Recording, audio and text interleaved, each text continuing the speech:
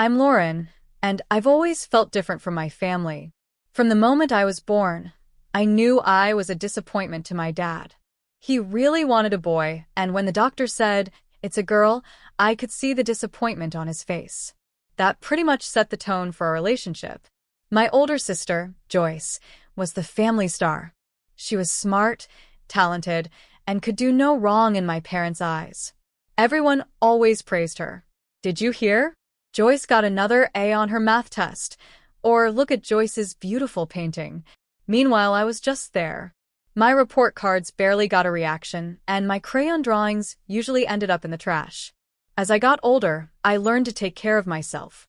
I made my own lunches, did my own laundry, and figured out my homework alone. It wasn't fun, but it made me strong and independent.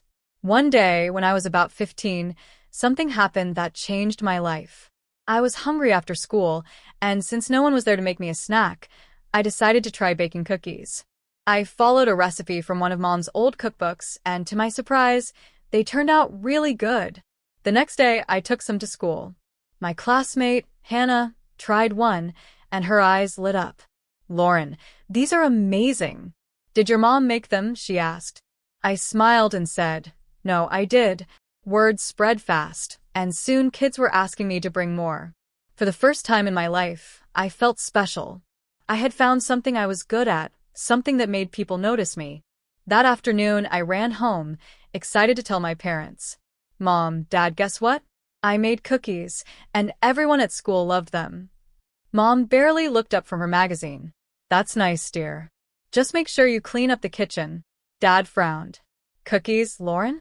You should focus on your studies, not waste time in the kitchen." My heart sank, but I didn't let their words ruin my excitement. I had found something I loved, and I wasn't going to let anyone stop me. As time passed, the gap between Joyce and me grew even bigger. Joyce finished high school with top grades and got accepted into a famous college. You would have thought our parents won the lottery with how much they celebrated. Meanwhile, I was still in high school with okay grades, not great, not terrible.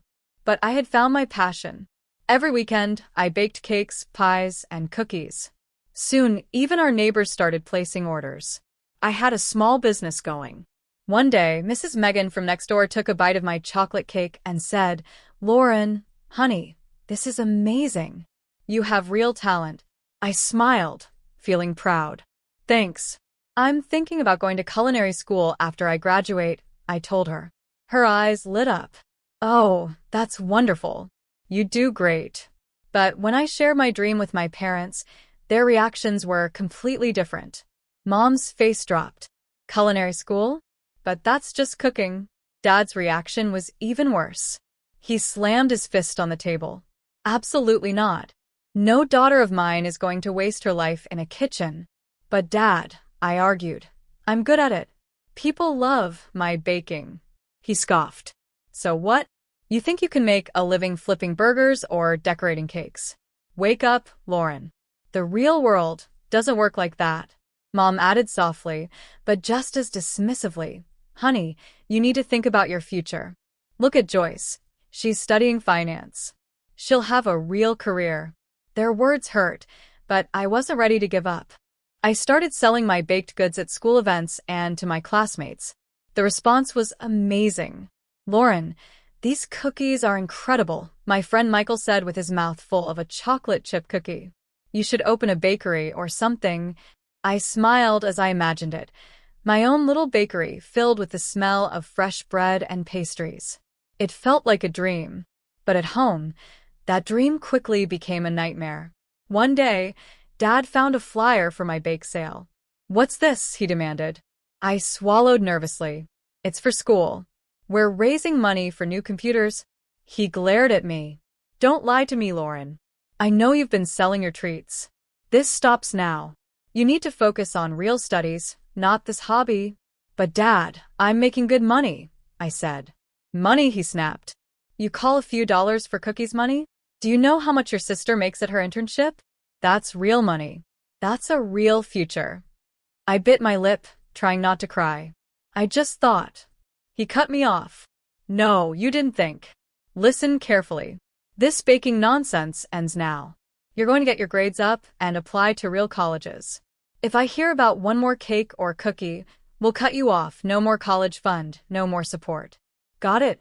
That night, I cried myself to sleep. My dream of culinary school crumbled like an overcooked cookie. The next day, I started looking up business colleges. My heart felt heavy, but I was determined. Somehow, someday, I'd find a way to follow my passion. But for now, I had to play by their rules. College passed in a blur of numbers, spreadsheets, and financial reports. I worked hard on my accounting studies, trying to convince myself it was the right choice. But every time I walked past a bakery or smelled fresh bread, my heart ached for the dream I had left behind. After I got my degree, I landed a job at a big company. My parents were so happy. I rented a small apartment, determined to live on my own. But day after day, as I sat at my desk working on numbers and reports, I felt myself slowly fading inside. One evening, I couldn't take it anymore. I pulled out my old recipe book, its pages worn and stained from happier times. I decided to bake a batch of cupcakes, losing myself in the process of mixing and baking. The next day, I brought them to work. The reaction was immediate. "Oh my God, Lauren, these are amazing," my coworker Sophia said. "Where did you buy them?" I hesitated, then said, "Actually, I made them." Word spread fast, and soon people started asking if I could bake cakes for birthdays, kids' parties, and even weddings. At first, I took a few orders on the weekends, but soon, I was spending all my free time in the kitchen. My little apartment was always filled with the smell of vanilla and chocolate. Then a big opportunity came. My company's anniversary was coming up, and the director approached me. "Lauren, I hear you're a great baker. How would you feel about making the cake for our anniversary party?" My heart raced. This was a huge chance, but also a big risk. Still, I couldn't say no. On the day of the party, I brought in a huge cake decorated with the company's logo and detailed sugar flowers. When I unveiled it, the room went silent. Then, the director grinned and said, "This is incredible. Everyone, give it up for Lauren, our accounting wizard and, apparently, master pastry chefs." The room filled with applause. The director even hugged me and whispered, "You're wasted in accounting, Lauren. This is your true calling." His words stuck with me. As more cake orders came in, I knew I had to make a choice. I was juggling 2 full-time jobs, accountant by day, baker by night. Something had to change. One sleepless night, covered in flour and surrounded by cake orders, I made my decision. The next day, I handed in my resignation. My supervisor was shocked. "But why? You're one of our best employees," she said. I smiled, feeling lighter than I had in years. "I found my true passion," I said simply. I rented a small commercial kitchen and threw myself into my new business. It was exciting but also scary. Some nights, I stayed up all night filling orders. Some days, I wondered if I had made a huge mistake. But little by little, my bakery grew. I hired my first employee, then my second. We moved to a bigger space.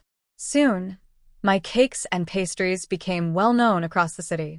Through it all, I kept it a secret from my parents. As far as they knew, I was still a successful accountant climbing the corporate ladder. I kept telling myself I was waiting for the right time to tell them the truth. But deep down, I was just scared of their disappointment, their anger, and their rejection. As my bakery grew, I knew I had to step up. I dived into modern marketing, determined to make my shop stand out. I made social media pages for the bakery and posted pictures of my cakes, cookies, and pastries every day. But I never showed myself, no selfies, no pictures of me as the baker, just the treats. Even though I was nervous, the business took off. I teamed up with a local delivery service to reach more customers in the city. I also started a loyalty program, giving discounts to returning customers. Then I had a big idea, Sweet Tooth Wednesdays. Once a month, we opened our doors and gave out free samples to anyone who stopped by. The first time, I was so nervous. What if no one comes? I worried out loud to my employee, Madison. She rolled her eyes and said, "Boss, have you tasted your own stuff? People will be lining up around the block." She was right. By noon, There was a long line down the street.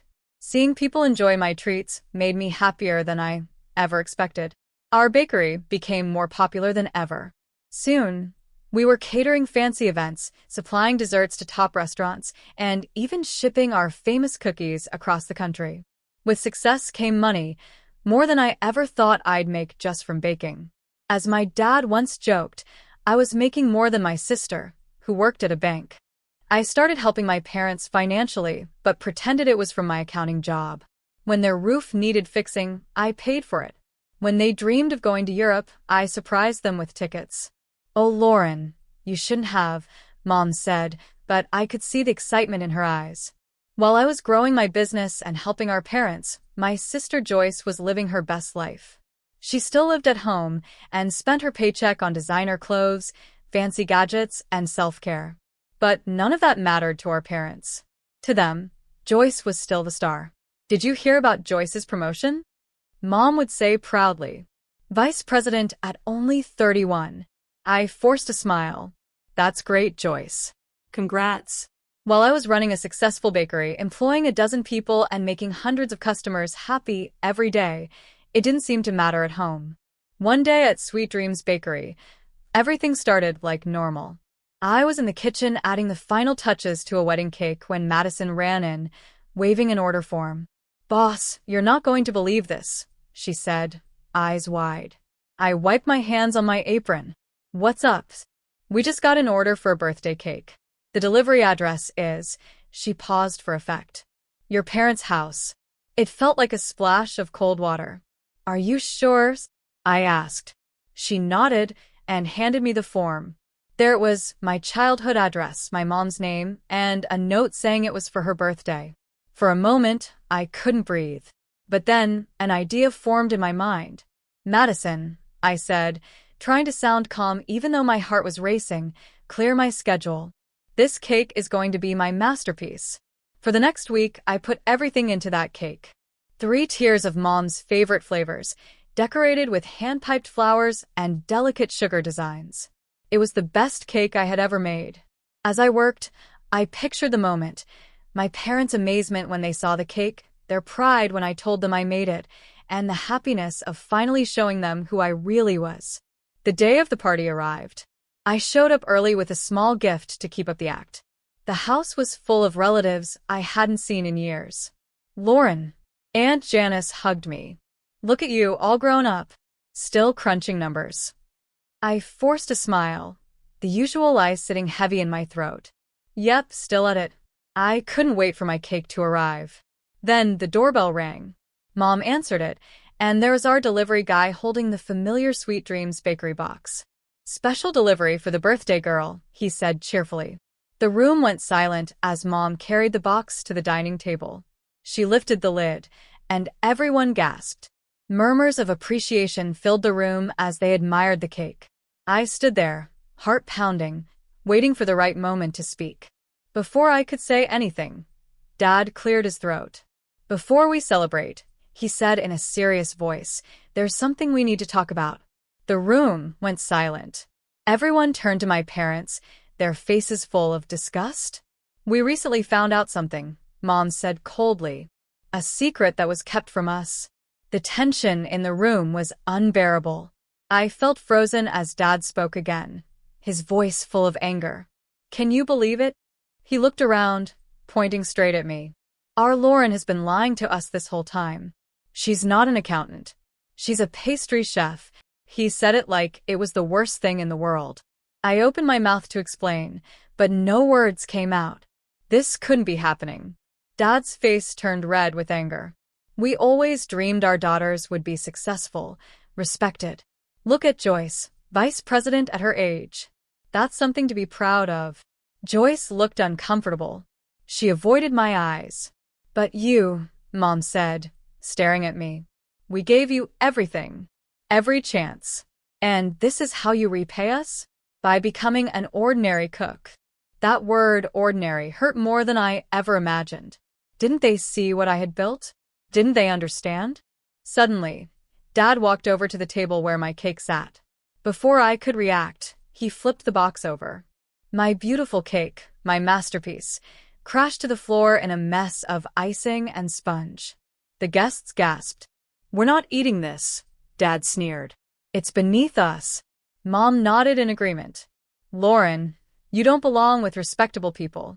You've disobeyed us for the last time." Then Dad said the words that felt like a punch to my chest. "We disown you. You are no longer our daughter." I couldn't breathe. This couldn't be real. I looked around, hoping anyone would stand up for me. But no one did. Even Aunt Janice, who had hugged me earlier, whispered to Uncle David, "I always knew she was trouble." Others nodded in agreement. The room, which had been full of joy just moments ago, now felt cold and unwelcoming. "Leave," Mom said, her voice like ice. "Leave now and never contact us again." I stood there, frozen, tears running down my face. How could they do this? How could they throw me away like I was nothing? Everything I had done, everything I had become. It felt so unfair. "Didn't you hear your mother?" Dad shouted. "Get out." Somehow, I found the strength to move. I turned and walked toward the door, my eyes filled with tears. As I reached for the handle, I heard Joyce's voice, soft and hesitant. "Mom, Dad, maybe we should." But before she could finish, the door closed behind me. I stumbled down the front steps, the same steps I had climbed so many times as a child. But now, they felt cold and unwelcoming. I reached my car, and that's when the sobs hit me. Sitting there, I felt like my whole world had crumbled. My dream, that my parents would one day accept me, had shattered, just like my cake on their dining room floor. I don't know how long I cried, but by the time the sun started setting, casting long shadows over the neighborhood I grew up in, I knew one thing for sure: I could never come back here again. The days after that party passed in a blur. I moved like a ghost, barely eating, hardly sleeping. The bakery kept running, thanks to my amazing staff, but I was just going through the motions. Slowly, as the shock faded, I threw myself into my work with new energy. If my family couldn't appreciate my passion, I would show the world how great and ordinary cooks could be. The bakery thrived. We expanded to a second location, then a third. Magazines wrote about us, I appeared on TV, and even got a cookbook deal. Success came in waves, and I rode each one with determination. I bought a beautiful apartment, my own little safe place in the city. For years after my family disowned me, I met Paul. He was kind, supportive, and loved my cakes more than anything. A year later, when he proposed, I said yes without hesitation. Our wedding was small but perfect. As I looked around at the smiling faces of my friends and the family I had chosen, I realized something: I didn't miss my blood relatives at all. These people, my employees, my friends, my husband, were my real family now. Life settled into a happy routine. The bakery continued to grow, and Paul and I built a wonderful life together. I had everything I ever wanted, except maybe closure. That changed on a Sunday afternoon, 5 years after that awful birthday party. I was in my office, looking over plans for our new bakery location, when my phone rang. The number wasn't one I knew, but something made me answer. "Hello," I said. "Lauren," came my mother's voice, hesitant but clear. "Please don't hang up. We need to talk." Then she told me everything. The bank where Joyce worked had lost its license. There were huge layoffs, and Joyce had been out of work for months. They needed help. Before I could even process it, I heard my father's voice jump in. "You need to give Joyce a job at your bakery," he said. "As the director. Joyce has real business experience. She should run things. You can just be one of the bakers." I couldn't believe what I was hearing. After 5 years of silence, this was why they were reaching out? A cold laugh escaped me. "Let me get this straight," I said. "You disowned me, threw me out, and now you want me to hand over my business to Joyce?" "We gave you life," Dad shouted. "We raised you. You owe us." Something inside me snapped. All the pain, all the anger I had buried for years, came rushing out. "I owe you nothing," I said, my voice calm but firm. "You made your choice 5 years ago. I'm not your daughter, remember? I'm just an ordinary cook. Beneath you." I took a deep breath. I won't be helping you or Joyce. Goodbye. I hung up, my hand shaking slightly. For a moment, I just sat there, letting it all sink in. Then, slowly, a smile spread across my face. I felt lighter, like a weight I didn't even realize I had been carrying was finally gone. I owed them nothing. I was free. Just when I thought my family drama was over, life surprised me again. One quiet Thursday afternoon, my phone rang. I looked at the screen. Joyce's number. I hadn't seen it in years. Feeling both curious and nervous, I answered. "Hello," I said. "Lauren," Joyce's voice was soft and unsure. "I hope it's okay that I'm calling." I took a deep breath. "It's okay, Joyce. What's going on?" What followed was a conversation that changed everything. Joyce apologized over and over for how her parents had treated me, both recently and 5 years ago. "I had no idea they called you asking for a job," she said, her voice shaking. "I would never have asked for that." "I'm so sorry, Lauren." Something inside me softened. Thank you, Joyce. That means a lot. She went on to explain how losing her job had been a wake-up call. "I realized I'd been living someone else's dream," she admitted. "Banking, finance, it was never what I wanted. It was always Mom and Dad's dream for me." I listened, barely breathing, as my sister poured her heart out. "Seeing you follow your passion and build this amazing business, it inspired me, Lauren," she said. "I've decided to change my life. I've enrolled in interior design courses. I want to create beautiful spaces and be true to myself, just like you have." Tears filled my eyes. For years, I thought Joyce had the perfect life. I never imagined she had been struggling too. "That's wonderful, Joyce," I said, my voice shaky. "I'm really happy for you." There was a pause, then Joyce spoke again, full of emotion. "I'm proud of you, Lauren. You stood up for yourself, followed your dreams, and now you're living the life you want. That's amazing." I couldn't hold back my tears anymore. All the feelings I had bottled up for years, the hurt, the anger, and most of all, the love I still had for my sister, came pouring out. We talked for hours, catching up on lost time, sharing our hopes and fears. As our conversation came to an end, Joyce hesitated before saying maybe we could meet up sometime? Just to talk. To support each other. I found myself nodding, even though she couldn't see me. "I'd like that, Joyce. I'd like that a lot." Over the next few months, Joyce and I met regularly.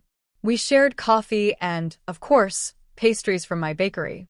We laughed about old memories and cheered each other on through the ups and downs of our careers.